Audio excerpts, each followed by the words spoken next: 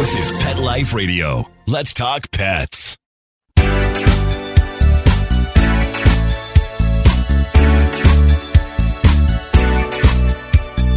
Hello, you're listening to Animal Party Pet Life Radio. So you're listening to me, Deb Wolfe. And I was gonna talk about wolves today because I did a show on wolves and I didn't finish the topic. I really didn't do it justice. So I wanted to come back and do it again. But I don't feel like doing that today. So I'm going to do that on a future show. So if you heard the wolf show and you thought, oh, I'd really like to know more about that. What was going on with the kill of wolves and the protest against them? And what are the differences between wolves and dogs and their bite strength and their attitudes, their lifespan, anything like that? That's the next show. But not today. Not today, cat people. All the cat people are going, oh, well, thank God, because we're not interested in wolves. We're interested in cats. Okay, who do you think makes more vocalizations? Which species? Don't look it up. Don't cheat. If you cheat, you're just cheating yourself. We all know Google knows, but do you know? Think about it. Which animal is capable of more different types of vocalizations? Is it your cat? Meow. Or is it your dog? Woof, woof. Well, which is it? Oh, meow. I mean, there's a lot of noises out there, right? Meow. Lots of noises. Okay. I can read a lot of them. I can understand a lot of them. That last one was chuffing. It sounds like laughter. Or it almost sounds like a dog catching a sneeze. It's sort of a huff, huff, huff sound that dogs make. And we call it chuffing, and it's a happy sound they make when they're just very, very content with what's going on. Usually something active. Like they know they're about to go for a walk or their favorite person just came home or something like that. So what do you think it is? That is our riddle of the day. Which animal can make more noises, more different that scientists can measure, different types of vocalization? So this is about anatomy and capability. Which one? Now, cats don't normally meow at each other. You hardly ever hear that. What you hear, cats talking to each other, you often hear the mama cat talking to the babies. And what she does is more of a broop, broop, sort of a chirp sound. I don't know if you can hear that. It's in the back of the throat. It's very odd and it's peculiar. And she only does that to her babies. And then they come running. So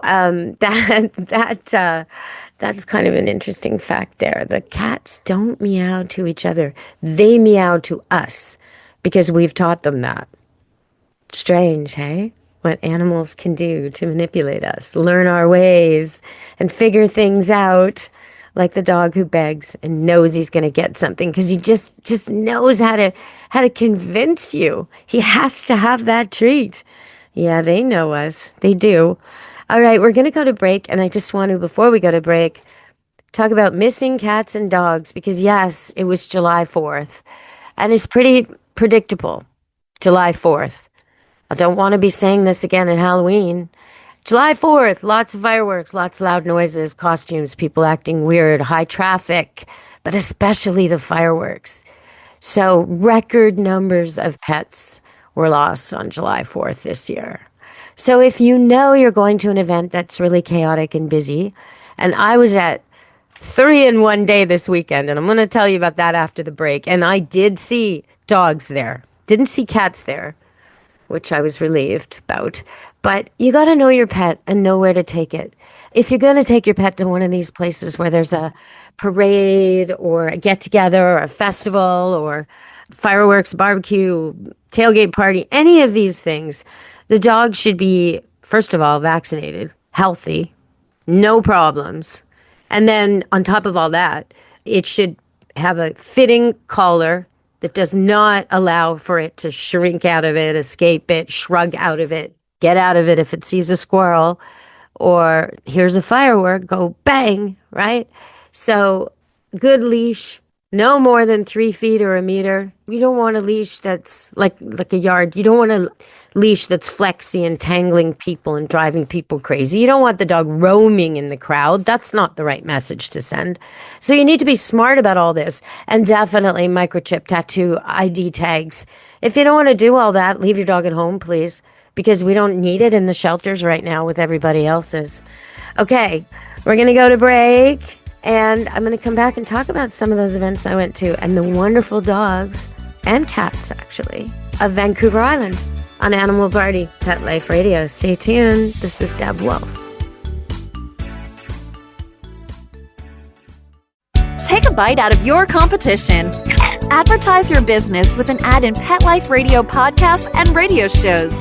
There is no other pet-related media that is as large and reaches more pet parents and pet lovers than Pet Life Radio. With over 7 million monthly listeners, Pet Life Radio podcasts are available on all major podcast platforms. And our live radio stream goes out to over 250 million subscribers on iHeartRadio, Odyssey, TuneIn, and other streaming apps. For more information on how you can advertise on the #1 pet podcast and radio network, visit PetLifeRadio.com/advertise today. Let's Talk Pets on PetLifeRadio.com.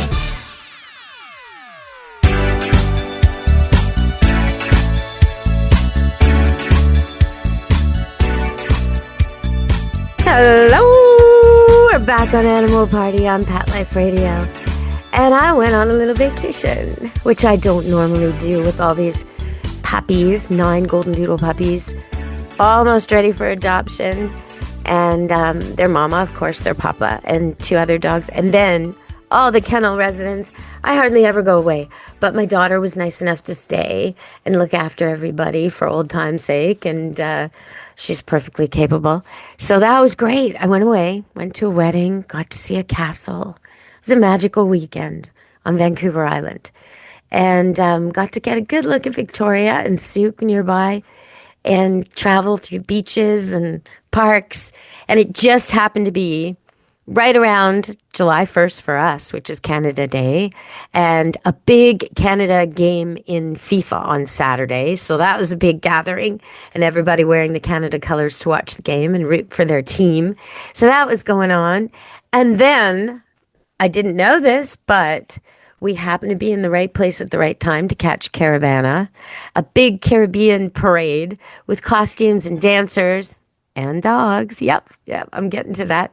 And then at the, what else did we do? Well, the next day we went to a beach, a dog-friendly beach. So you're going to hear all about it. And what is there to do on Vancouver Island if you bring your dog? Well, as it turns out, lots. Now, I don't tend to recommend bringing dogs on vacation unless you research it all the way and you're sure there's nothing you want to do your dog can't do. So, for example, if you're going to a really hot place and you don't want to eat fast food and stay in the hotel room with your dog, you got to really think about it. Where's it going to be? It can't just hang out in the car. It can't hang out in the hotel without you unless it's crate trained and quiet, right? And the hotel is air conditioned. So you got to really think this through. Camping with a dog, same thing. It's okay if you're camping the whole time and the campsite allows it and your dog is properly trained not to chase the wildlife or will be okay on leash the whole time, and which is what they're supposed to be. And you have to provide water and shade. There's a lot to it. So it might be easier to leave your dog at home. But for locals, I saw a few locals at the beach. And let's talk about that first, because I give the award out. Every time I go to the beach, I have an award for best dog at the beach, if there is one, and worst dog at the beach, if there is one. And yep, we had our worst dog at the beach. Now, it wasn't the dog's fault. The dog wasn't actually bad in any way. The dog was a good dog. It was the person who brought the dog to the beach. The person brought this little white dog, long-bellied terrier, mutt, shaggy kind of thing, medium age, panting like crazy the entire time, brought this dog to the beach, and yes, she did have water for it, good, and she did have a blanket for it, excellent, but she did not have shade for it. There was shade all around the outside of the beach area, but she did not choose to sit where she could be in sun and the dog could be in shade. Instead, she expected the dog to bask in the sunshine on a 80-degree, 82-degree day with no breeze, very limited breeze, and not taking it swimming very much at all, only once and only halfway. So the dog was hot. And because she decided to sit with her group quite near to me, I was unfortunately listening to her tell everyone over and over again about the dog's anxiety problems. Now we're getting to another faux pas of mine. But the dog was not actually that anxious. To me, it seemed hot. It was panting and panting and panting. That's about it. But she kept telling everyone how anxious the dog is and how it's a good thing she gave it its meds this morning because now it can come to the beach. Hasn't been to the beach in a long time. And I'm just thinking, this poor dog, if it really is anxious and needs meds to go to the beach, why aren't you at least making it comfortable when it's here? Give it some shade. And why are you doing all that? She also revealed in her conversation that it's not her dog. She kept saying, your mommy will be back today, or your mommy will be back tomorrow. She changed the story as if the dog doesn't know the difference. And yes, definitely a winner. We have our worst dog owner at the beach winner. The dog also, I noticed, was on a flexi leash and did walk on other people's blankets, which I don't like. If you're bringing your dog to the beach, don't let it get sand on everybody's blankets. Don't let it steal their food. Don't let it beg off them. Don't let it knock their kids over. Make sure your dog's really, really well behaved so people let dogs back again, right? Okay, let's go to another break and we'll talk about some well-behaved animals, including a cat in Victoria on Animal Party, Pet Life Radio. Stay tuned. Oh, and hey, who makes more vocalizations, dogs or cats? What do you think? We'll tell you after the break on Animal Party. Talk to the paw. Hi, this is Amy Shore. Hi, I'm Jane Lynch. This is Mandy Bourne. Hi there, I'm Kate Walsh. This is Catherine Heigl. There's only one station that gives you the scoop on wagging tongues and tails. And who's walking who in Renton and Tinseltown. Pet Life Radio, the tail wagger. Let's talk pets. Let's talk pets On Pet Life Radio. Pet Life Radio. PetLifeRadio.com.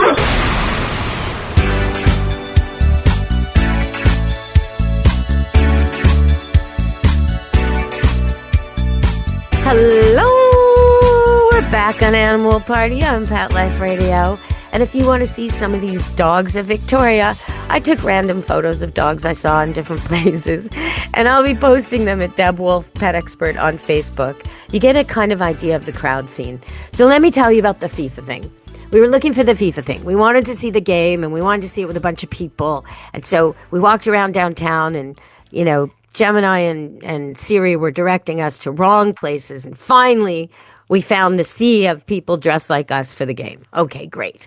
But all the seats are taken. All the good viewing spots are taken. So you have to make a choice. You can be somewhere else and like a bar or a restaurant, go inside and watch the game. Or you could be in the crowd and either watch it on your phone or do what I did, which is just watch the crowd. When they get worried, you know you know that the other team has it in your end. When people jump up and down, oh, yay, it's a good thing. Okay, so do that. So I was crowd watching. And I saw so many dogs. I saw one man, which you'll see in my photos. If you go to Deb Wolfe, Pet Expert on Facebook, you'll see. I saw one man with a Basset Cross and another dog. And I knew right away it was a Basset Cross from the legs. I went up and said, is that a Basset Cross? And he's like, of course it is. And we had a lovely conversation. Now, that was a guy who was sensible. He was in the thick of the crowd, but sitting off to the side and where his dogs could be in shade and away from feet. Okay, I saw a few other things. I saw somebody else with a cat on the ground with one of those support jackets that says this is a support animal. And the cat was on a leash, but it was on the ground. And it's small, and it can so easily get stepped on. And the cat did not look very comfortable.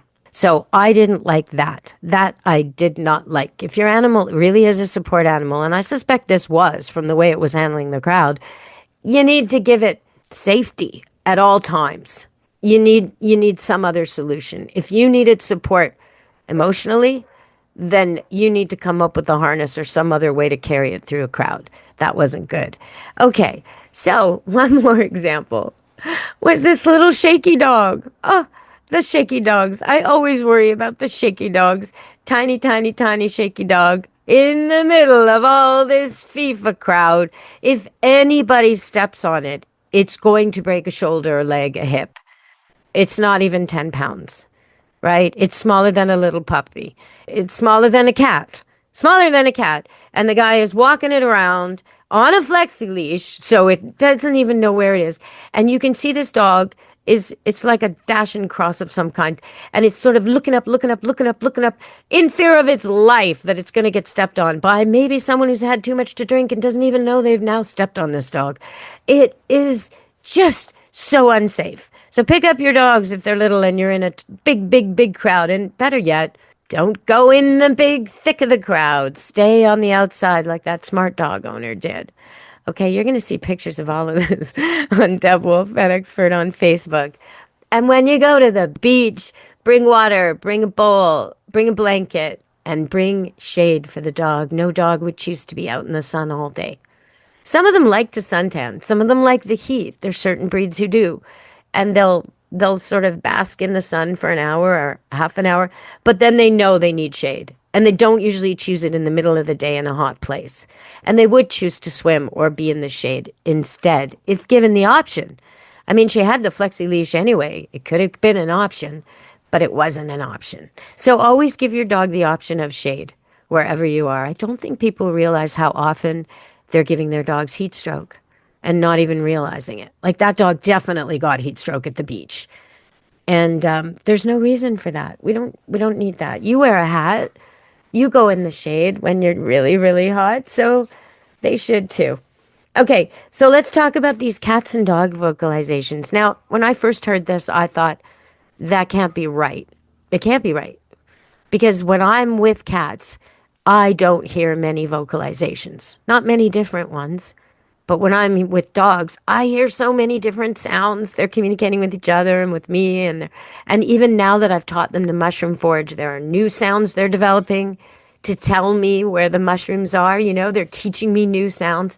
So science says, I hate to tell you, dog people, but science says cats are capable, physically, anatomically, and scientifically proven to be able to, and indeed do make 100 different vocalizations. Whereas dogs, I don't know, I don't even want to tell you this because I think it's untrue, but okay, science says dogs make 10. So when I delved deeper and said, that can't be right, what about this, what about that, and I named all these different labeled sounds dogs make, the scientific explanation of those sounds I'm talking about are that they are made anatomically in the same way. So basically the dog's combining sounds. So a howl and a bark combined, or a growl and a grunt combined. And that's why I hear so many variations, but they are really only variations or combinations of 10 vocalizations, whereas cats apparently can make 100. So during this show, we have been visited by, well, at first it was Xena, and I had to take her off my studio soundboard network area 3 times before she gave up. And now, as the show ends, we have Ming Ming. So clearly I forgot to shut the door of the studio. And they seem to just love to come in here when I'm on the air. I think they want to send their message out to everybody at Animal Party and Pet Life Radio. From me, Deb Wolfe, Ming Ming, Xena, and Pet Life Radio, be good to your animals. Let's Talk Pets, every week on demand, only on PetLifeRadio.com.